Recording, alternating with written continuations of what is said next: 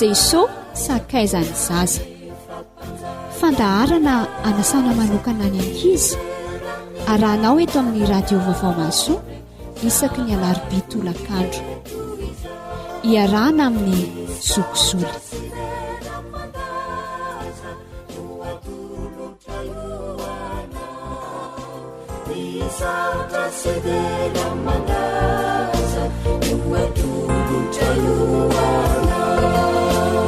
Mamerina miarabanao izay manaraka an'izao fandaharana jesoa sakaizany zaza zao ary dia manasanao anaraka an'izany hatramin'ny farany. Andeha amaky ny ohabolana aloha tsika tahaka ny mahazatra. Ohabolana toko fahaenina zao dia ny 12 ka hatramin'ny 15 no anjarantsika indray anio. Zao ny vakin'izany tenin'Andriamanitra izany. Ny olona tena ratsy fanasy mpanao ratsy dia ilay mandehandeha manao vava ratsy, izay mamaso sy manao famantarana amin'ny tongony ary manao baiko amin'ny ratsan-tanany, fafetsena ao am-pony, mihevitra tsy mandrakariva sady mamafy ady. Ary noho izany dia ho avy tampoka kosa ny lozany zo azy, ho toritory tampoka izy ka tsy izy fahazitranana. Zao enin'izao no alan'i Jehovah, eny 7 no ataony ho fahavetavetana. Ny maso miavonavina, ny lela fandainga, tanana mandatsatra marina, ny fo mamory-tsain-dratsy, ny tongotra malaky miazakazaka nao ratsy, ny mamoaka lainga ho vavolombelona tsy marina ary ny mamafy ady ao amin'ny rahalahy. Amen. Ahoana tsara ozy ny voalazan'ilay ten'Andriamanitra teo rankizy? Nataholy ilay zavatra halan'Andriamanitra ny tany saina teo? Miavonavina, ny lainga, ny manao sain-dratsy, manao vavolombelona mandainga, miadiady. Halan'Andriamanitra ireo zavatra ireo, ary araka ny lazaina ary dia hoe fahavetavetana eo imasony. Tena ratsy izany ka rehefa tsy tian'Andriamanitra rankizy andao tsy ataontsika ihany koa fa manjary malahelo Andriamanitra.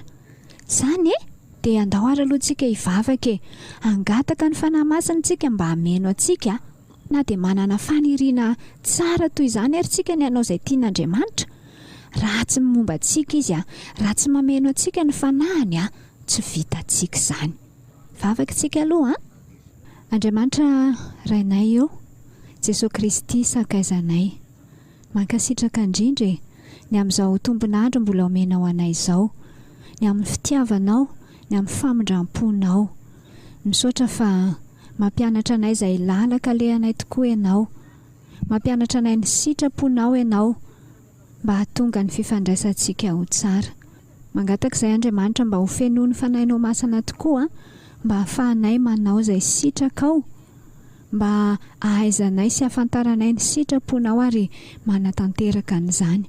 Dia raha hianatra ny teninao indray izay izao dia ianao ihany mbola hanokatra ny fonay tsirairay avy mba tena afaka handray tsara n'izany teninao izany. Misaotra anao Andriamanitra ao amin'ny anaran'i Jesosy. Amen.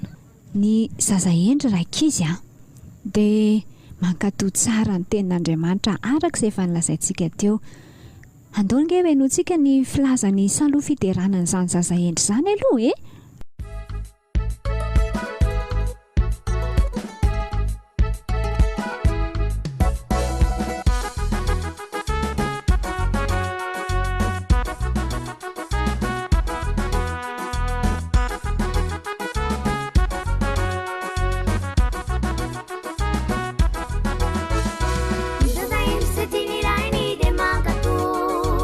Zaza em se tenirei tu zanju,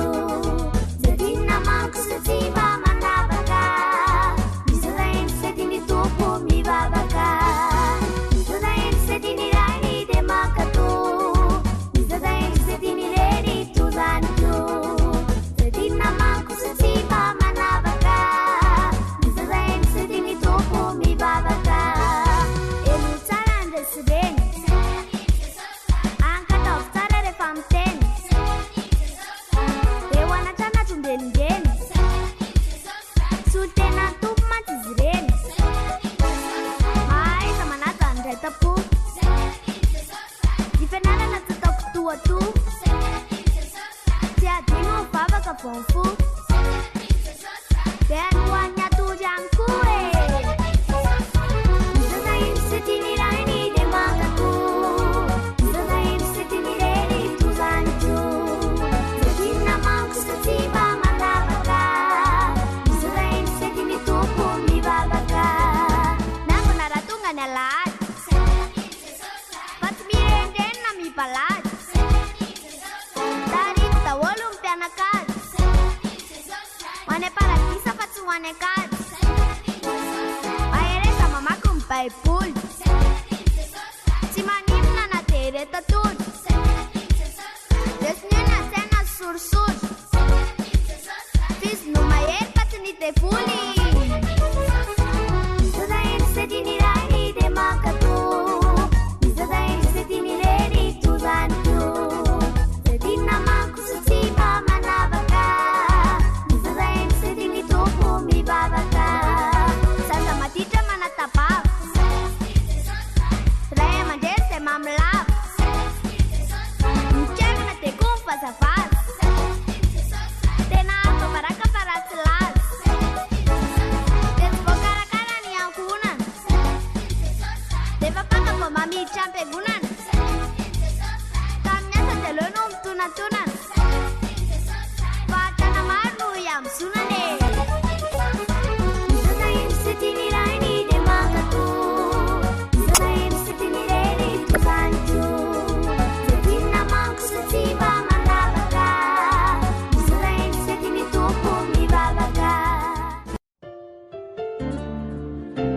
nisy mpanompon'andriamanitra zay raka izy Elisa nanarany matetika izy ity makany amin'ny tanàna anankiray antsoina hoe Sonema ny olona mipetraka any amin'izany Sonema izany dia atao hoe Sonemita ohatrany hoe ny olona mipetraka eto Madagasikara dia atao hoe Malagasy nisy vehivavy Sonemita anankiray zay petraka atao amin'io tanàna io mpanan-karena be ilay vehivavy dia isaky ny mandeha makany Elisa dia asainy misakafo ao amin'ny foana tereny mihitsy aza moa indraindray hoe aty ho ianao misakafo dia isaky ny makany zany Elisa dia mifily ao amin'ny vehivavy foana misakafo mahafinaritra be zany ataon'ilay vehivavy zany mampandroso ny mpanompon'Andriamanitra indray andro ara dia ozy izy ilay vehivavy tamin'ny vadiny andao izy izy anamboarantsika trano iny lehilahy iny fa fantatro fa lehilahin'Andriamanitra dia anamboarantsika efitrano kely ao ambony ao izy asiantsika fandriana ao asiantsika seza ao asiantsika latabatra ao dia amin'izay rehefa tonga aty izy dia ao izy no mivantana ao izy no mipetraka dia nanaiky ny vadiny ray andro tokoa ary dia tonga tao amin'izy mivady ireo Elisa niaraka tamin'ny mpanompony anankiray Gehazi no anaran'ity mpanompony ity dia efa vonona tao ny trano izay namboarina izy mivady ho an'ny Elisa sy ny olona niaraka taminy dia nandroso tany ambonindry zareo dia nipetraka nakaina tao dia nisakafo dia natory ihany koa dia ozy izy Elisa zany mantsy any Gehazi ilay olona niaraka taminy io zany dana ozy izy atsovy ilay vehivavy Sonemita dia rehefa atsoinao izy dia izao tenenina azy hoe indro efa niay anay ianao tamin'izao fiainana rehetra izao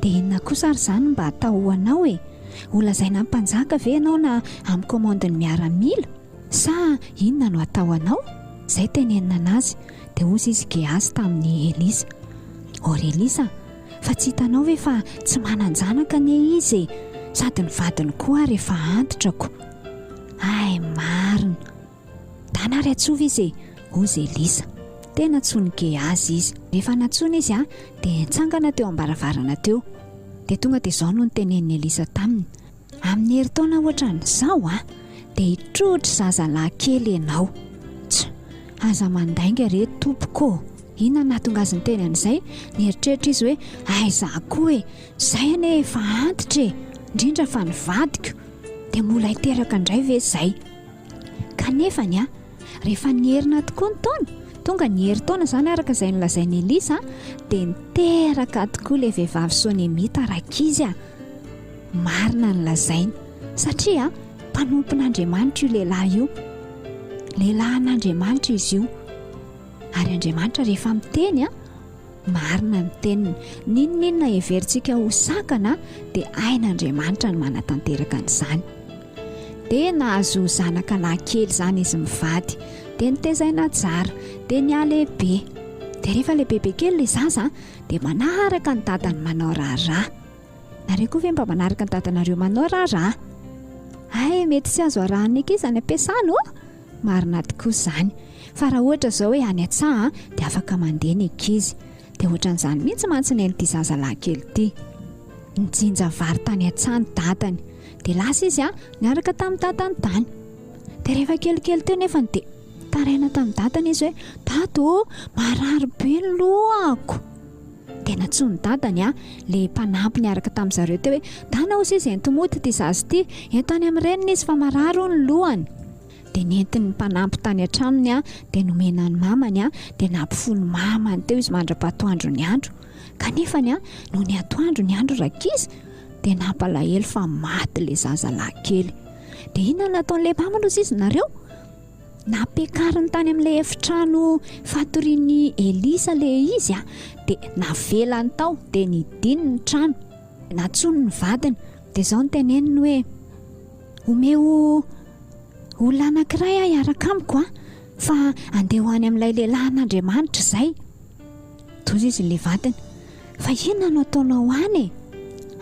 Ka andeha ho any fotsiny fa omeo olona fotsiny hiaraka amiko izao dia tsy nanaiky mihitsy izy fa nisy olona nalainy izany mpanompony zareo, mpanampiny zareo dia nasiana lasely ny boriky, ohatrany hoe soavaly zany fitaovam-pitaterana tamin'izany taingina soavaly zareo dia lasa nandeha namonjy ny toerana misy any Elisa tany atendrombohitra. Dia rehefa akaikikaiky ry zareo tazany Elisa, dia ozy izy tamin'ny Gehazy le mpanompony Elisa. Tena le vehivavy sonemity ry, tany ianao miazakazaka dia tsy ianao izy. Antanio izy hoe tsara ve ry zareo sa manahoana, tsara ve ny vadiny, manahoana ny zanany. Andany angany tsy ianao izy dia antanio.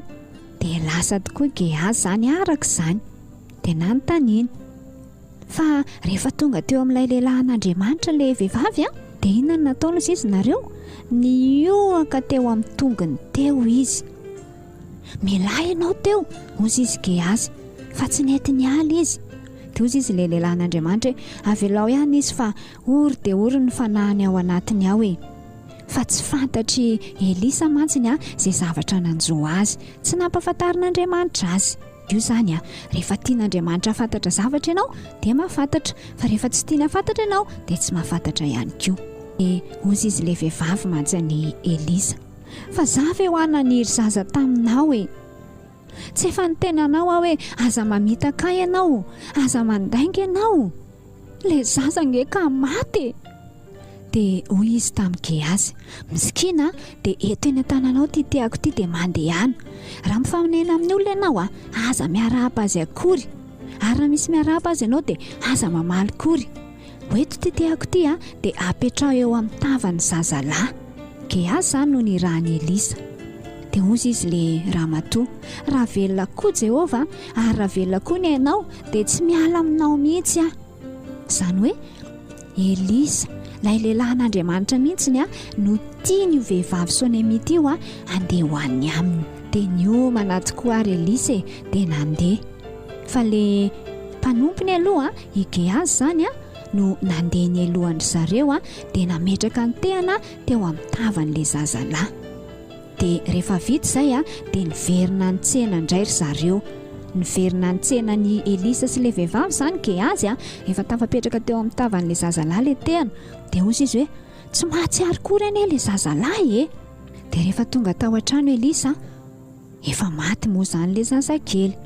Dia niditra tao izy dia nirindrina tao izy, nidiny zany ny trano. Le zazalahy kely ihany ny tao dia Elisa ihany koa. Dia zavatra nataony nandry teo ambonin'ilay zazalahy kely izy rakizy dia nampifanakekeza ny vavan'izy mianaka, ny masony ary ny tanany. Tena anjary nafana le zazalahy kely. Nefa le izy efa maty Zany olona maty zany mantsiny mangatsiaka be, dia nefany nanjarina fany izy. Ary noho ny avy eo dia nievina impito ilay zaza dia niratra ny masony. Dia natsoina Elisy Gehaza, dia ozy izy hoe atsoza izy ilay vehivavy, dia natsoina. Dia rehefa tafiditra tao izy dia ozy izy Elisa mantsy azy, raiso ny zanakao. Dia niatoraka teo amin'ny tongon'ilay vehivavy sady nitomany, niankohaka tamin'ny tany dia niraisin'ilay zanany, velona soamantsara. Andriamanitra raka izy tsy mba manome tsy fohifohy, fa rehefa manome izy dia tena afoiny izany, fa zao te aneo ny voninahiny eo amin'ny fiainany tsirairay izy. Mahafinaritra be miaraka amin'Andriamanitra. Ianao io ihany koa raha ino ianao dia aneo zava mahagaga eo amin'ny fiainanao ihany koa Andriamanitra. Mahagaga Andriamanitra raka izy mahay manangana maty izy. Nga misy olona mahavita an'izany. Niza milaza azy ho manam-pahaizana, niza milaza azy ho mahavita zavatra. Tsy misy mahay manangana maty afa-tsy Andriamanitra rery ihany, Jesosy Kristy. Sambatra aneo antsika manana an Jesosy ho sakaizantsika. Sa hoanao izy nareo? Iza daholo ara moa zao ny olona efa maty natsangan Jesosy? Iza Lazarosy. Dia efa nisan'ilay zanak'ilay vehivavy taonaina ihany koa, efa maty, efa tao anaty vatapaty mihitsy, efa ndeha ho alevina. Fa nifanena tamin'i Jesosy zareo nalahelo be an'ilay mamany Jesosy dia natsangany ihany koa io zanak'ilay ramatoa io. Jesosy koa akoatriny mahay manao zavatra be dia be izy dia fitiavana ihany koa izy. Antra olona izy, onena ny fonina ny vehivavy dia natsangany tamin'ny maty ilay zanany. Mahafinaritra be ny miaraka amin'ny Jesosy. Ko raha ny manangana maty aza veraka izy tsy misy sarotra akoatran'izany dikan'izany hain'i Jesosy daholo ny zavatra rehetra. Sahirakirana ve ianao amin'ny fianarana izay ataonao? Mety mieritreritra ianao hoe zaho ela be mihitsy vao mahatadidy zavatra. Mangata amin'ny Jesosy, hainy manamboatra n'io sainao io ho mora mandray lesona. Kamokamo izany ve ianao? Mangata amin'ny Jesosy mba hoe soron'i Jesosy io akamoana io, indrindra ao anatin'izao fotoam-pianarana izao. Misy zavatra manahirana ny dada sy neny hitanao, tsy hitanao izay atao satria ianao mbola kely, mbola ankizy, mampalahelo anao dada sy neny. Mangata amin'ny Jesosy fa hainy izany. Ary izay tena antondihan'i Jesosy tety ambony tany ndraiky izy dia ny analan'ny olona ao anatin'ny fahafatesan'ny fahotana ihany koa. Izany tena antondihany izany. Tsika dia karazan'ny olona maty ihany, nofontsika velona soamantsara mandehandeha ny rehetrarehetra eny, fa ny fanahintsika maty. Tafasaraka amin'Andriamanitra. Izany ny mahazo ny olona izay mbola tsy nandray an Jesosy ho mpamonjy azy. Dia malahelo Andriamanitra ny amin'izany. Onena ny fony mahita ny zanak'olombelona maty mandehandeha noho ny fahotana. Ny vatana salama tsara mandehandeha ny rehetrarehetra eny, fa ny fanahy kosa maty. Raha mbola ao anatin'izany ianao izay miaino io te hanangana anao amin'ny maty Jesosy Kristy, te hamelona indray ny fanahinao izy. Minoany Jesosy tompo dia hovonjeny ianao Tianareo ve Andriamanitra? Za koa tia azy. Dahorintsika araka amin'ny Danisy Moïse aloha amin'ny tiry ity Père, je t'adore. Alors, ce n'est pas mieux de se battre? Oui, je suis heureux maintenant. Ce qui rend Dieu vraiment heureux, c'est quand nous chantons des chansons qui disent combien nous l'aimons, comme celle-ci. Je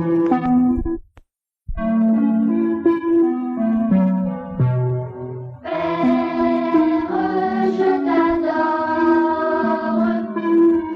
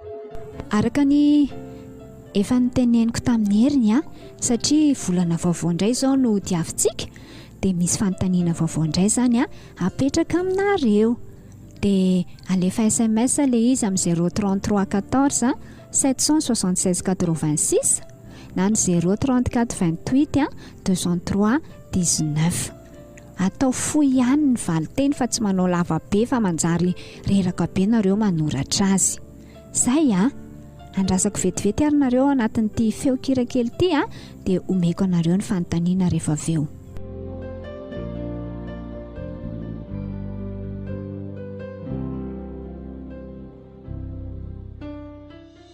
Fanontaniana voalohany a fanontaniana mahakasika ny lesontsika tamin'ny volana oktobra izany ity a aiza no ahitana ilay tenin'Andriamanitra manao hoe aza matahotra ianao fa efa nanavitra anao a efa niantso ny anaranao a ay ianao raha mita ny rano ianao ombanao a ary raha mita ny ony ianao dia tsy hanavitra anao izy raha mandeha mamaky ny afo ianao dia tsy homay ary tsy hirehatra aminao a ny lelafo omenao izany ny boky a ny toko sy andininy a misy an'izay tenin'Andriamanitra izay. Ny fanontaniana faharoa dia hoe iza no anaran'ilay lehilahy nanana tany-boaloboka tsara izay nangatahany aba-mpanjaka ho azy. Iza no anaran'ilay lehilahy nanana tany-boaloboka tsara izay nangatahany aba-mpanjaka ho azy. Fanontaniana fahatelo a nisy lehilahy iray a nisy fanahy ratsy tao aminy nampijaly azy io fanahy ratsy io ahoana ary a nahatonga ny fanahy ratsy io a niala tao aminy ahoana nahatonga ny fanahy ratsy tao amin'ny lehilahy anankiray a niala tao. Ary ny fanontaniana fahaefatra farany a inona ny lesona nitsoahana tamin'ny tantarany Zakaiosy. Inona ny lesona azonao nitsoahana tamin'ny tantarany Zakaiosy. Hatreto ny fiarahantsika mankasitraka indrindra manantena anareo a andray anjara daholo amin'ny valim-panontaniana. Amin'ny farany volana novambra indray omena anareo ny valim-panontaniana dia mandritra ny volana novambra nareo a afaka mamaly foana. Rarso indrindra tahiny tomponareo.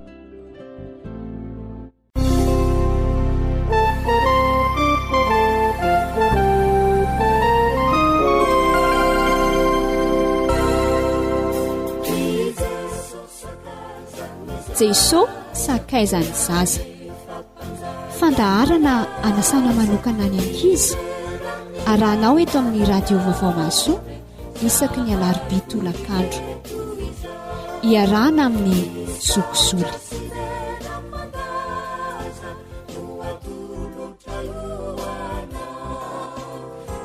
Saudade